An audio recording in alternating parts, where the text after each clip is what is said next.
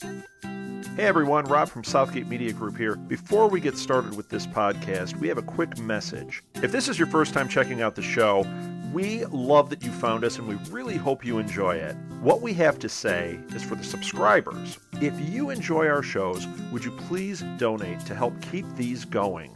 We don't want to have to put traditional ads on these shows, but this does cost money. So we really do rely heavily on donations. To make a donation to the show, please go to our website, www.southgatemediagroup.com. Go to the page for the show, and in the upper right-hand corner is a donate button. It takes you right to PayPal, and you can donate whatever amount you want. Thanks a lot for listening, everybody. And now on with the show.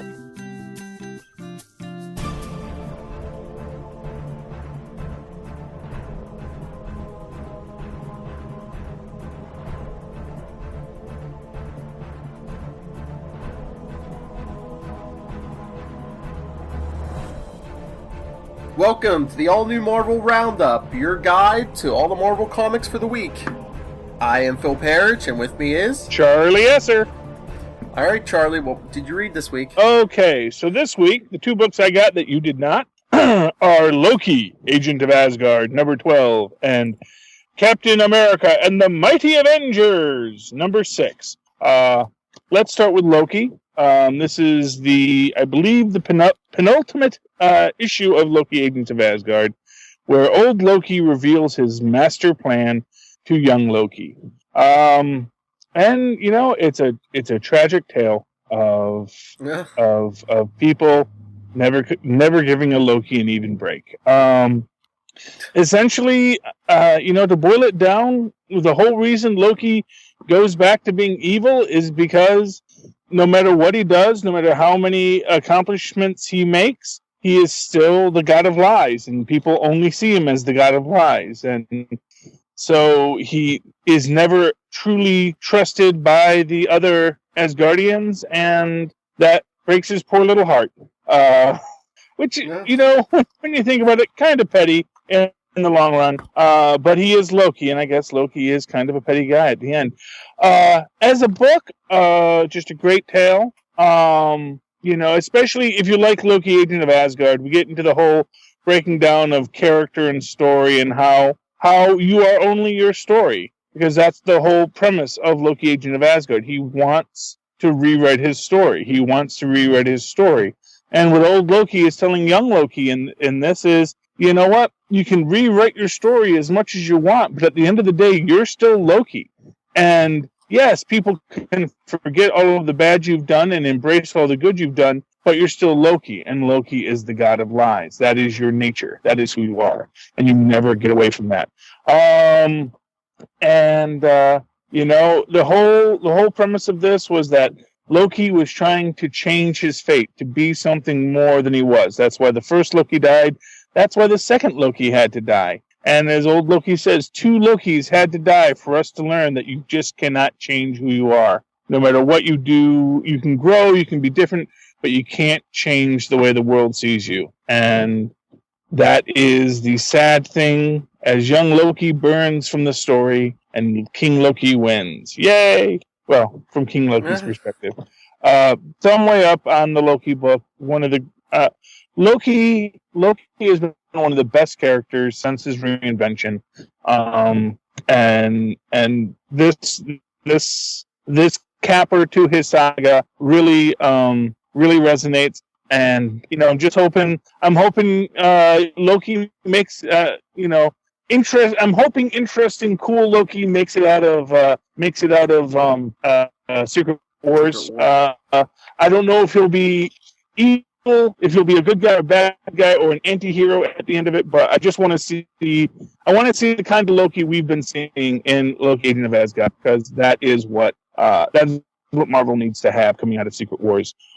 And speaking of Secret Wars, dun dun dun, Captain America and the Mighty Avengers, number 6.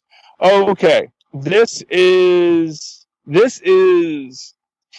possibly one of the most important books to read going into Secret Wars, because this basically lays out something that we're not getting. And now, a lot of people, if you remember if you remember Fear Itself. A lot of people, it was not a very popular storyline. And to a fan that I was able to discern just through yammering with other fans, the real dividing line was people who read the Loki tie-in series and people who didn't read the Loki tie-in series. If you read the Loki tie-in series, you liked Fear Itself a lot more because there was this entire subtextual storyline going on in Fear Itself that you didn't get in the main action books, but that you did get in that in the Loki book about the story of Kull and how he becomes Kull and how Thor eventually survives his battle with Kull.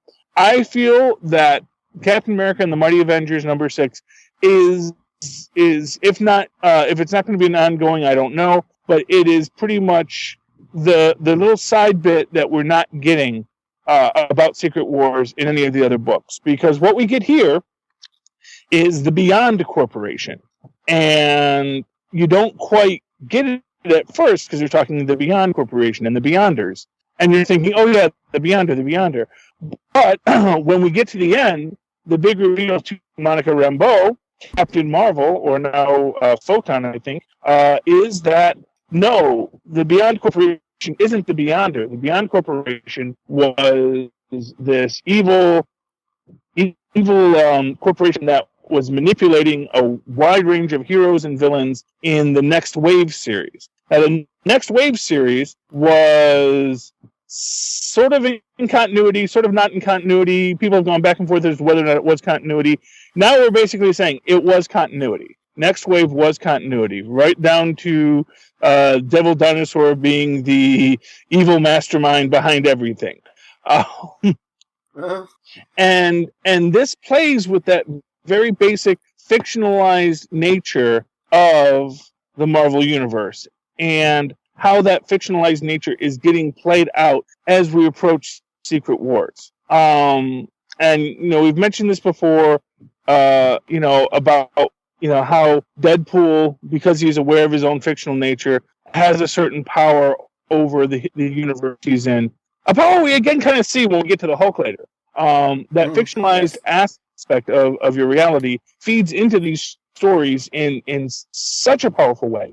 And one of the things we're getting from this book is this very important point, is when the Beyond Corporation talks about the Beyonders, he says, oh yes, we're the Beyonders. We're also the Examiners, the Normalizers, the Gardeners, the Debasers. Basically, when we're talking about the Beyonders and the Ivory Kings, that's not the only things out there in wild space. That's not the only things that are beyond. That there are all kinds of crazed, omnipotent beings who are pulling at the strings of the Marvel Universe. Some are doing it to see if they can be better. And he says, some want to collect you, some want to make you better. Some of us just want to have fun with you. And that is essentially what the Beyond Corporation is they just want to have fun with heroes, want to get their toys and play with them. And if that does not speak to that fictionalized nature of the Marvel Universe, I don't know what does. It's important to remember that Bushman was a member of Next Wave as well, if I recall correctly, and presented himself as the most powerful character in the Marvel Universe, had saved it billions of times, but that everyone always forgot it immediately afterwards because it was retconned out of existence. And so definitely I highly recommend you pick up, if you haven't started reading Mighty Avengers yet, if you want to go into Secret Wars with that extra bit of knowledge that's going to help you figure it out, I'm telling you right now, pick up 6 and pick up however many else we got before the end, because I think there's really going to be a lot going on here. I think we're going to get that extra secret in the Secret Wars. What did you read this week, Phil? Thumbs way up on both those books this week. Okay. We'll start with Bucky Barnes, the Winter Soldier #6. Mm-hmm. It's continuing the story on the alien planet with Bucky and the alien princess, Daisy Johnson, who you should know from Agents of S.H.I.E.L.D., everyone. And we get an older Bucky from an alternate timeline or an alternate reality. And he came back when he was looking at all the alternate timelines, and Bucky was like living happily ever after in all of them except for the 616, where he saw Bucky get killed, but he couldn't tell by what. So So the old Bucky says, "Let me help you repair this," because there's an older Crossbones who... You there? Yeah, I was trying to keep going a little bit. Okay. But basically, there's the old Bucky came back. He wanted to save our Bucky Barnes.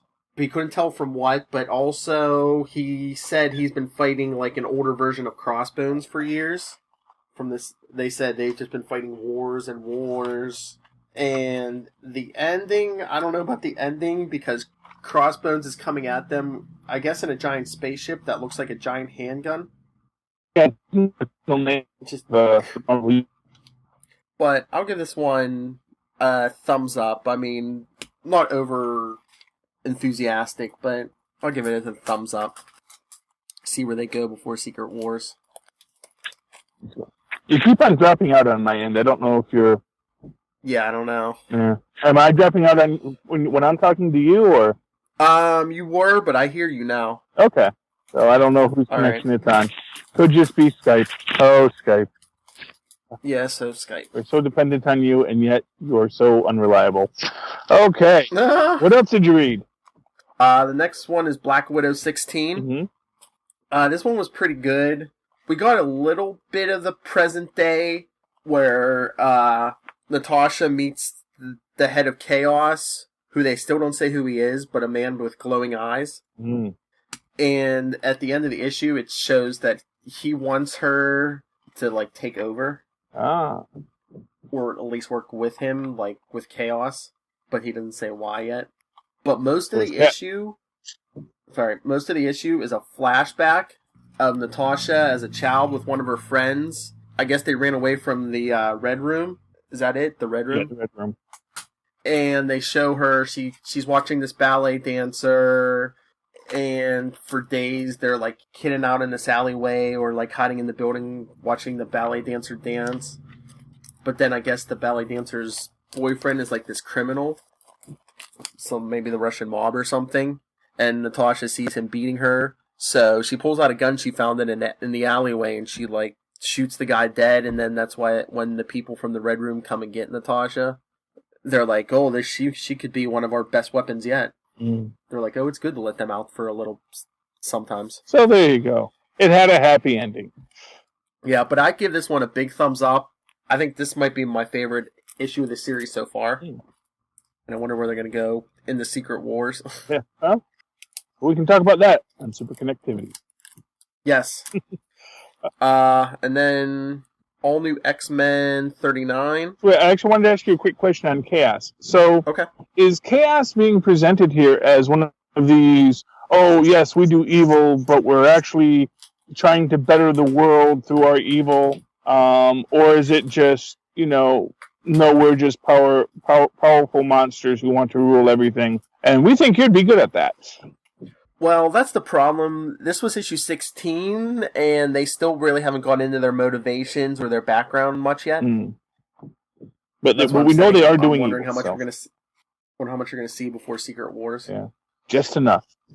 Yeah.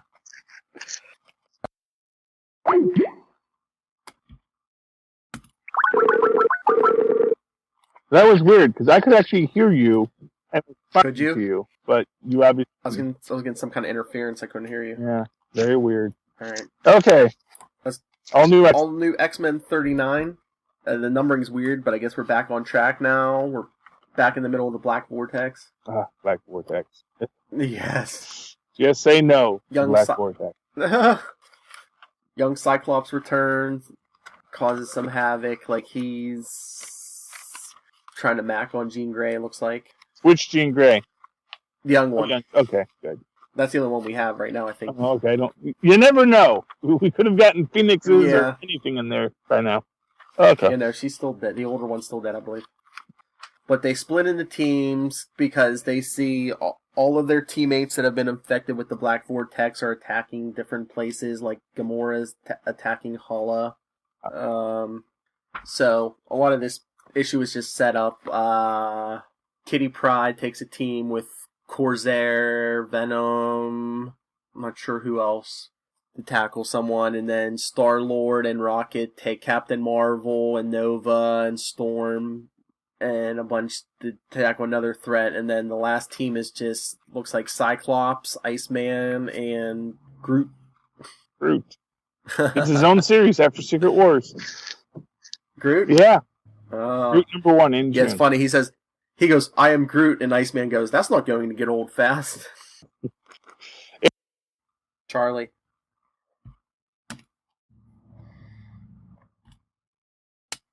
Charlie? Charlie, can you hear me? So I can't hear you. Hold on. Charlie. Charlie? Sorry, if you can hear me, I don't know what's going on. Hold on. Rob, I don't know what's going on. Yeah. Alright, yeah. All New X-Men 39. Thumbs up. Thumbs up. Yeah. Yes. I'm actually thinking I'm going to drop Captain Marvel next issue because it's the Black Vortex issue. I haven't read any of it, and I'm just like, you know what? That's a good point. That's a good enough reason to drop Carol and just go to a case-by-case basis with her. Yeah, probably a good idea. Yeah. Alright, my next book is Moon Knight 13. Okay. The new creative team. It's actually pretty interesting. Moon Knight comes across some ghosts, I guess, who are in distress, and he can actually, I guess, follow them, and he finds a group of, I guess, scientists, and they're, like, using, like, the energy of the ghost to, like, try to create some kind of weapon, and he defeats them, and the head scientist, the guy who's in charge of, like, collecting the energy, he tells him, you owe me a favor, you know, I'm saving your life from these ghosts, and I'm gonna come collect that debt someday. And then the issue ends with, like, Moon Knight telling the ghost, you're free, you're safe now, you can go wherever you want. And then the last page is just them following Moon Knight. Uh-oh. So, yeah, I don't know. He's like Mark Spector Ghostbuster now. Well, maybe he's going to be Mark Spector. I don't know. But yeah, I enjoyed the issue. Big thumbs up. Good. Well, that's important. Okay. All right, and that brings us to the books. Oh, sorry. Oh, no, I got one more. One more. Amazing Spider-Man 16.1. Oh, yes. It's a good setup book. We see the Wrath, you know, Captain, what's her name? Wannabe? Yeah. Wannabe? But she's trying to take... Yeah. She's trying to take Tombstone down the legal way, you know, as a cop, and she can't seem to do it. The law seems to keep getting in the way. This is like the big setup issue. Yeah. And she makes a deal for information on Tombstone and, like, the judge he has in his pocket. And she makes her deal with Mr. Negative. Mr. Negative. Yes. And Spider-Man's just like, why can't you do it the right way? Why can't you do it the right way? But says the guy in the mask who webs people up and leaves them on the police doorstep with a note. Yeah, exactly. You know. But, like I said, that's about it. It was a setup issue, but I give it a thumbs up. Okay. Did we get any Black Cat in this one? Not yet. Yeah, because I know that this is about the big gang war that Black Cat's going to move into and try to take over the realm of the Kingpin. Yeah, because I guess they're all on the cover, but half of them aren't in the issue. Black Cat's not in here. The Circus of Crime's on the cover. They're not in there. Actually, the Kingpin isn't the Kingpin at the moment, is he? Because he got... I don't think he's even in the country. Yeah, he got beat out by the Superior Spider-Man.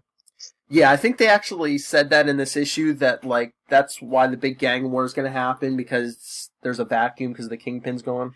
Yep. Way to go, Superior Spider-Man. We miss you, Otto. Come back to us. Alright, let's get to the books we both read. Okay. So, we want to start with Captain America. All new. Sure. So, let's see here. I'm going to say, I like the book. Thought it was strong. It was powerful. It's classic Captain America. With Sam, overcoming insurmountable odds to be the hero. Gets to use his actual superpower, because he does have one, and uses that to save the United States, because that's what Captain America does.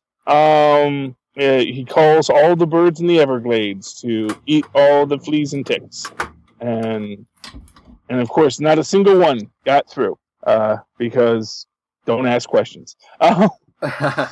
You know, but it works. Although, man, we do get Ian back, which is great. Ian does apparently can heal from just about anything so long as he has enough goop, primordial goop from which he was made to repair himself.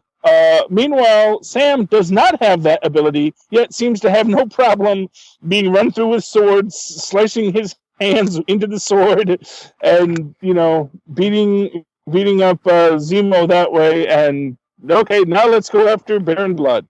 So, yeah, a little amazing that Sam does get through this without any actual that he's basically shakes it off so well. But hey, he's Captain America. That's the advantage of being Captain America. Very sad. We lose Red Wing. We actually he got Ian back, but we lost Red Wing, and that's gotta hurt, man. Red Wing is, you know, his familiar. That is the bird that has got him through everything. And you know, I think I'm sorry. I said unless he survives, because look what happened to Ian. I don't think Baron Blood is going to leave Red Wing alive after. First off, it's a Falcon. You know, so it wouldn't take that much for Baron Blood to kill it. You know, and yeah. So interesting. We get a definitive on just from a stylistic point, we get a definitive on Sam's wings here. They are not as his previous wings were attached to his wrists. They are more like the old Red Raven's wings, where they are, or like Angel's wings, where they're sort of sprouting from his back and his arms are free, which I guess some artists realized was going to be necessary if you wanted to use the shield. But you know, I got a thumbs up on this issue. It's, like I say, it's a classic Captain America story. Solve one problem, the next problem is right behind you, because, you know, Captain America, he's always got to fight on. What do you think? Yeah, thumbs up. What did you think about Ian's return from the posthumous dead? I had a feeling they were going to do something like that. I didn't think they were going to kill him off that quickly. Yeah, I kind of felt, especially after the Fear Him and all that stuff. I just, one of those things. It's like, oh, well, fortunately, I have this special thing that allowed me to, survive bleeding out for 4 hours. Even though I don't technically have a healing factor, I have this thing that could heal me. So, and of course, did not think I should mention that to you prior to doing this this mission. So, okay, good to know. But still, even though that was a little bit contrived, very much a big thumbs up on that one. Really liked it. And now on to the Hulk. What did you think of the Hulk, Phil? Well, I like Deadpool. Who doesn't? What did you think of Deadpool's sense of humor? Oh, well, Deadpool's always great, man. Deadpool is, as I've said, the most powerful character in the Marvel Universe. I love that he has, what does he call his horse? Magnum P.I. the horse, yes. I want to see Magnum P.I. the horse make it into Marvel 1872. I want to see Deadpool in Secret Wars, not the Secret Wars, but the current Secret Wars with Magnum P.I. the horse in Marvel 1872. That is what I want more than anything else. That would be awesome. Deadpool, gets to be a real good guy here, dealing with Captain America, Steve Rogers, who is, taking on that Nick Fury role. And okay, now I've got to say this from this. Is it just me, or are they already hinting that Steve's got a little bit more super soldier serum left in him than people give him credit for? Maybe it's coming back slowly. Yeah, because I got to feel, it's like every time you see him, he's just a little bit more dashing and debonair. And, they might have him keep the wrinkles and the slightly graying blonde hair, but there's definitely more there than you'd like to think. Time telephone was a fun little thing for Banner to use to call him, or Doc Green to call Banner in the past. And I like the idea of Gammon, which is just I don't know. So at a certain point, you shouldn't be allowed to change your name. I thought Project Alpha was a great name for him. I don't know why he has to be now Gammon, but you know. Okay, supervillains and superheroes. We'll give you another silly name. But we got Green Leader back, which is nice, and Gammon has forged an alliance with Green Leader because, sure, why not? Even though apparently he wanted to get rid of all of the Gamma creatures anyway, but now Leader is, I guess, controllable enough. But then wouldn't all the other ones have been controllable? Why do you need to wipe them out? I don't know.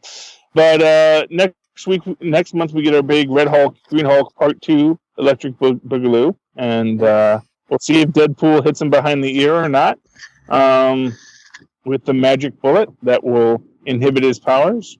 And you know, it was all in all a great book. It does some very nice things with the character, and really, you know, gives us this idea of. I like the idea of Doc Green also trying to sort of make amends or make some kind of peace with Gammon, but obviously that's not going to go anywhere because, you know, that's the thing that is what Doc Green didn't understand that Banner did, was that the Hulk really was dangerous, you know? And like, yeah, you know, I'm not going to control you the way Banner tried to control me. It's like, yeah, well, you know what? Maybe Banner needed to control you because look what you're doing. Look what you've done, you know? You're not making a good argument for yourself, especially now. Well, we'll just have a nice relationship, Gammon. No, I don't think so. Green Hulk, Doc Green.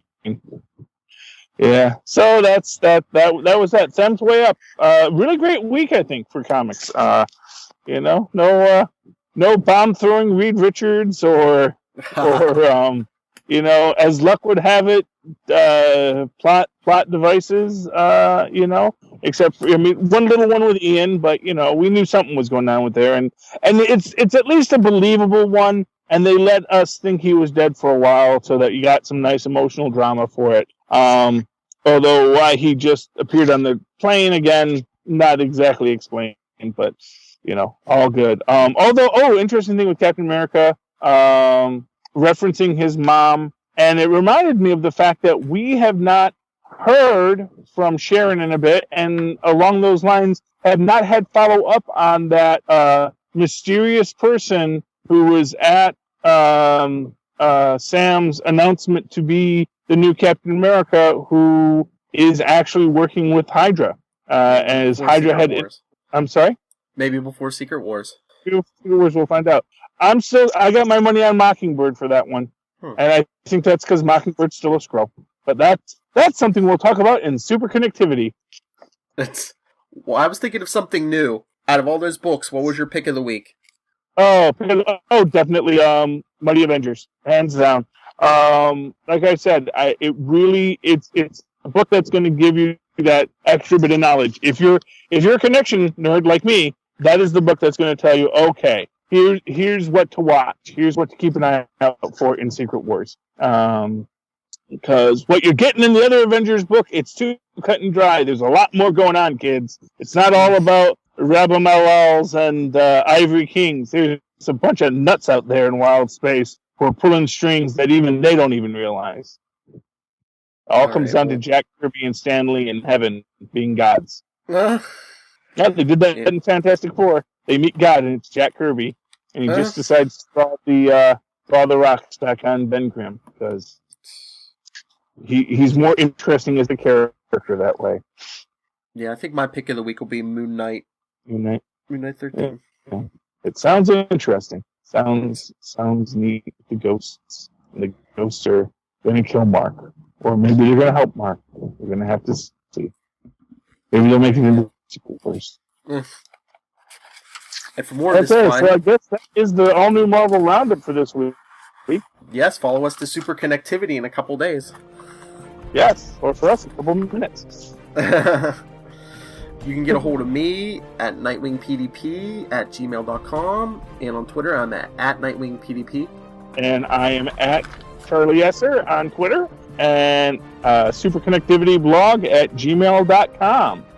Like us on Facebook, follow us too. That's right. Come back next week where we review more Marvel books. And remember, Secret Wars is coming. Battle World.